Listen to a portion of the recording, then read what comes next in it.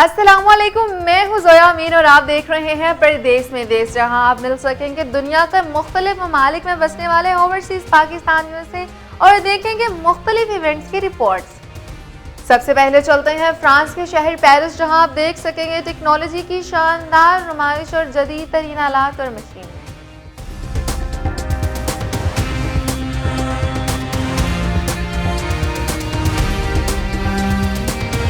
France کے دارالحکومت Paris میں یورپ کی سب سے بڑی ٹیکنالوجی اور سٹارٹ اپ نمائش ویوا ٹیک 2026 اختتام پذیر ہو گئی، جہاں مصنوعی ذہانت، روبوٹکس، سائبر سیکیورٹی اور مستقبل کی جدید ٹیکنالوجیز توجہ کا مرکز بنی رہی۔ 4 روزہ عالمی نمائش میں دنیا بھر سے ہزاروں سٹارٹ اپ، سرمایہ کاروں، صنعت کاروں، ماہرین ٹیکنالوجی اور پالیسی سازوں نے شرکت کی۔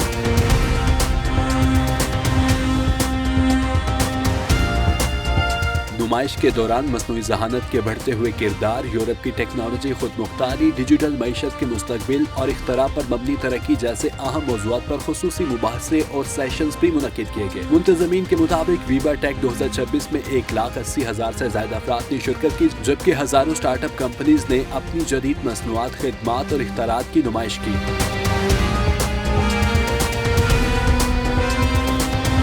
تقریب میں عالمی رہنماؤں، حکومتی نمائندوں اور بڑی ٹیکنالوجی کمپنیز کے اعلیٰ عہدیداروں نے بھی شرکت کی۔ اس موقع پر مصنوعی ذہانت کے محفوظ، ذمہ دارانہ اور مؤثر استعمال کی ضرورت پر زور دیا گیا۔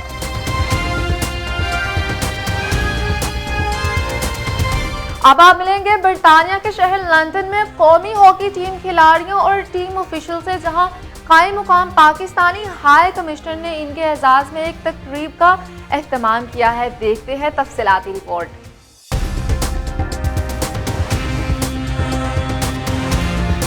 لندن میں تعینات قائم مقام پاکستانی ہائی کمشنر حسیب بن عزیز کی جانب سے FIH پرو ہاکی لیگ میں شرکت کے لیے لندن میں موجود قومی ہاکی ٹیم کے آفیشلز اور کھلاڑیوں کے اعزاز میں ایک پروقار عشائیے کا اہتمام کیا گیا۔ تقریب میں ٹیم مینیجر اولمپئن خواجہ محمد جنید، ہیڈ کوچ اولمپئن منظور الحسن، کوچ اولمپئن محمد وسیم سمیت قومی ٹیم کی مینجمنٹ اور کھلاڑیوں نے شرکت کی۔ اس موقع پر پاکستانی ہائی کمشنر کے افسران بھی موجود تھے۔ قائم مقام ہائی کمشنر حسیب بن عزیز نے قومی ٹیم کے کھلاڑیوں اور آفیشلز کے لیے نیک خواہشات کا اظہار کیا۔ تقریب کے دوران کھلاڑیوں اور ٹیم مینجمنٹ نے پرتپاک استقبال کیا اور حوصلہ افزائی پر پاکستان ہائی کمیشن کا شکریہ ادا کیا۔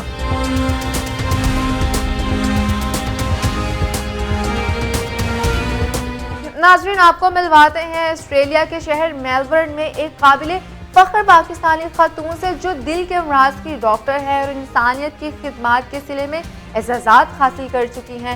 آسٹریلیا کی نامور یونیورسٹی میں پاکستان کی نمائندگی کر رہی ہیں، جہاں دنیا بھر سے نامور ڈاکٹرز نے شرکت کی ہے۔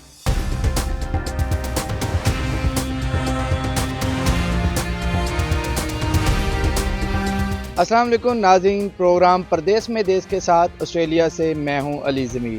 ناظرین، آج میں جس پاکستانی خاتون سے آپ کی ملاقات کروانے جا رہا ہوں وہ پاکستان کی پہلی کارڈیالوجسٹ ہیں جو کہ فیمیل ہیں، اور انہوں نے پاکستان میں نہ صرف اپنی جو خدمات ہیں وہ سر انجام دی ہیں، بلکہ آج کل آسٹریلیا میں موناش یونیورسٹی جو کہ دنیا کی ٹاپ یونیورسٹیوں میں شمار ہوتا ہے، ان کو پاکستان کی جانب سے یہاں پہ مدعو کیا گیا ہے۔ کارڈیالوجی ڈیزیز کے حوالے سے ایک میٹنگ ہے جو دنیا بھر سے 15 لوگوں کو صرف منتخب کیا گیا تھا، اور پاکستان کو پریزنٹ کرنے کے لیے اب یہ آسٹریلیا میں موجود ہیں۔ ان سے آپ کی ملاقات کرواتے ہیں، انہوں نے کیسے کیریئر کا آغاز کیا اور پاکستان کی پہلی لیڈی کارڈیالوجسٹ کیسے بنی، ان سے بات کرواتے ہیں۔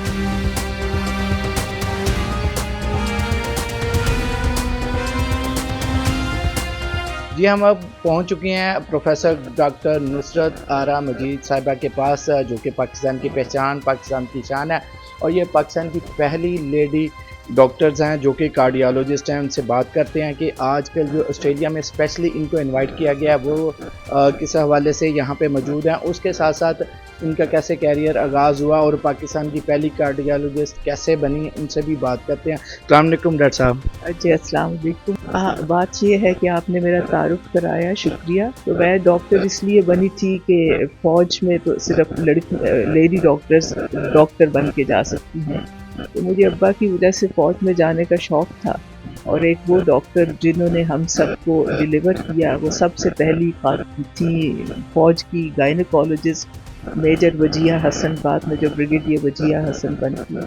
तो मैं अब्बा को हमेशा कहती थी अब्बा मुझे आंटी वजीहा की तरह बनना है।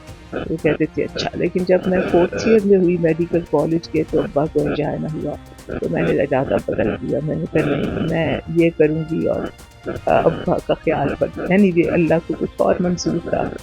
फिर मैं बहुत ज़्यादा रोती थी तो मेरी अम्मी ने कहा कि देखो वो इतना प्यार करते थे हम सबसे, तुम उनका अगला जहाँ खराब कर रही हो। मैं उनकी ज़मीनों का भी नहीं पैसा, मैं वो पैसा दूँगी जो उनको रिटायरमेंट के वक्त मिला फौज से।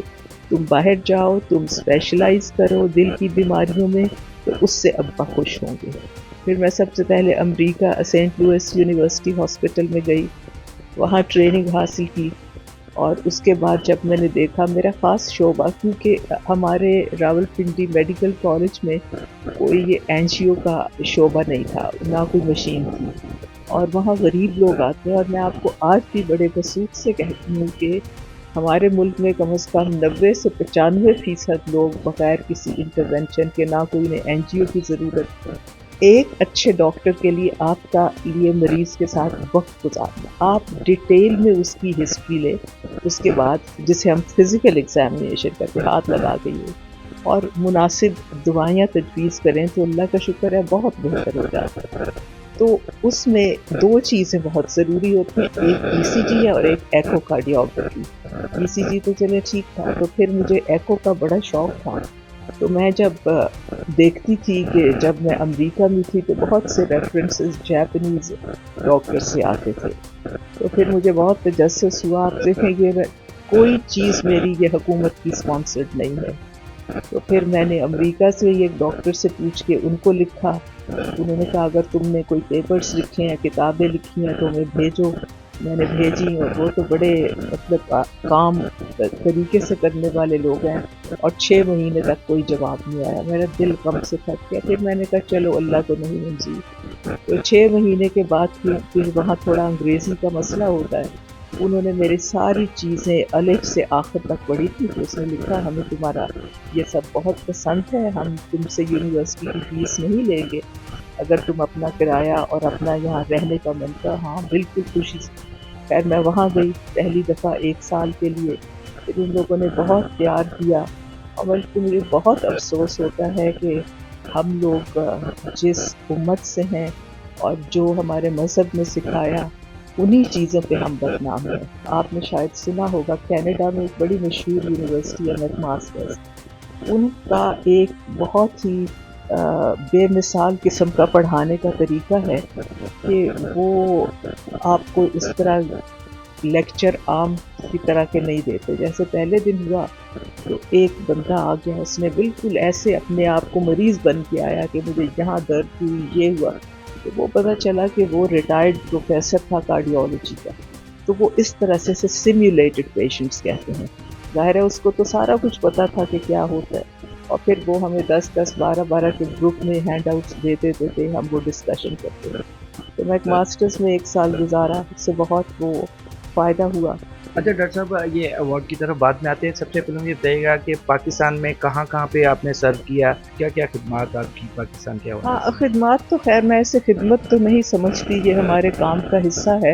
एक तो सबसे बड़ी चीज़ है जो पढ़ाना, क्योंकि मैंने देखा है डॉक्टर साहब भी इधर बैठे हैं। हमारे यहाँ क्या होता था, प्रोफेसर जूनियर डॉक्टर्स को क्लास दे के चले गए, तो उनको खुद इतना कुछ पता नहीं होता। तो मैंने 1 मिनट भी अपनी क्लास कभी मिस नहीं की, और मैं बहुत सख्त टीचर मशहूर थी, क्योंकि मैं 8:05 सर्दियों में 8 बजे लेक्चर शुरू होता था।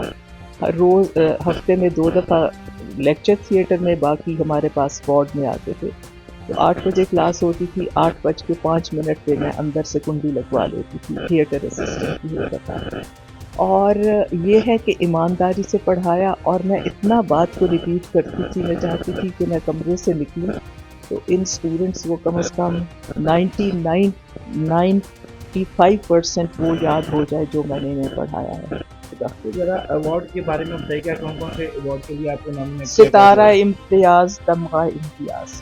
तो मैंने कहा नहीं। तो फिर वो कहते थे क्यों? मैं झट से कहती थी मेरा सितारा, मेरा तमगा, मेरा हिलाल इम्तियाज़, मेरे मरीज और मेरे स्टूडेंट्स हैं। बहुत शुक्रिया डॉक्टर साहब की आपने बात सुनी। ये पाकिस्तान की ऐसी बेटी जो हमारे लिए फ़ख्र हैं। परदेश के हवाले से बात की जाए तो हमारे जो पाकिस्तानी हैं वो तो इन पे फ़ख्र करते हैं, बल्कि जो ओवरसीज़ में रहने वाले हैं वो भी इनको अपनी शान पहचान समझते हैं, और हमारा जो सर है फ़ख्र से बुलंद हो जाता है कि इस तरह के जो लोग हैं, इस तरह के जो रोशन चेहरे हैं पाकिस्तान के, पूरी दुनिया में पाकिस्तान का सॉफ्ट इमेज और पाकिस्तान की शनाख्त और पाकिस्तान की इज़्ज़त बढ़ा रहे हैं। आज के प्रोग्राम से अली ज़मीर को इजाज़त दें। अल्लाह हाफ़िज़।